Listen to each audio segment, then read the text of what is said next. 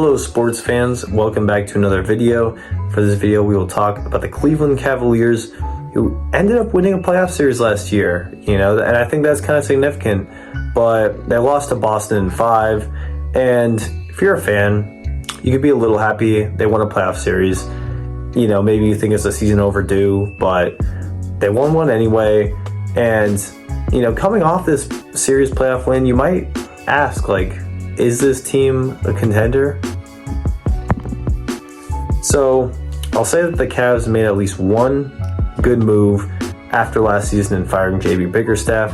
And look, he may not be that bad for the Pistons because he did help the Cavs go from bottom to a playoff team. So I can't say he's overall terrible, but I just don't think he was really right for the Cavs at the time. Even if, no coach was helping the Cavs beat the Celtics. Let me just get that off my chest. But the Magic series, the team didn't really look great despite winning. And I think that Garland and Mobley were underutilized or just not playing up to their potential. And I think Kenny Atkinson can maybe help unlock some of the potential with these two players. And I think that Garland and Mitchell are great, and they'll help the team's offense be pretty good no matter what.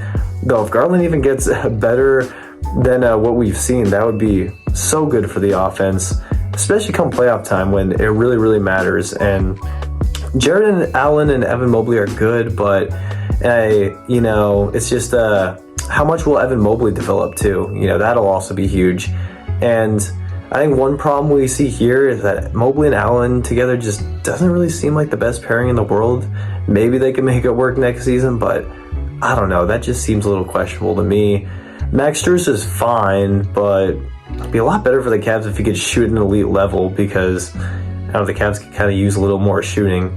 But I think their bench is good. Karis LeVert and Okoro, I liked what I saw in the playoffs. I thought they were pretty good. Nothing to really make a huge difference at times, but they were pretty good.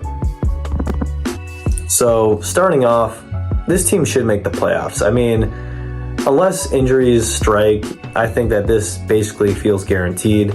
I didn't even talk about how good this team's defense is, because they had a really good defense last year, and I think that should continue. And at the end of the day, like I said, they have, I think, enough offense from Mitchell and Garland to at least make the playoffs. I mean, I feel very confident about that, but now it's how far will the team actually end up making it, into the playoffs? How deep?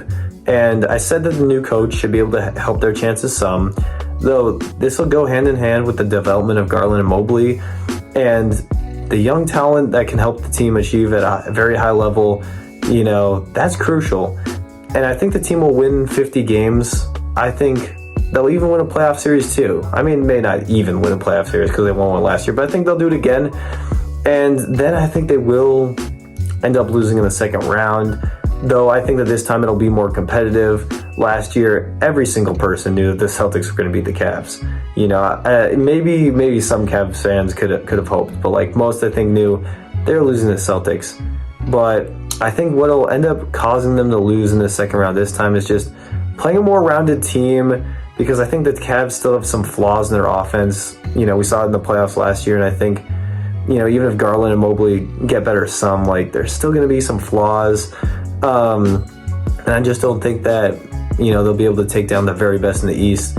The best teams will be able to game plan. They'll probably look to shut down Mitchell and just force others to beat him, which is going to be hard for the Cavs in that sense. But we'll see what happens. I do look forward to seeing how the new coach, fits in with the Cavs and everything. And who knows, maybe they could be a dark horse contender. I would like to see it, because I think the East needs to be a little more interesting.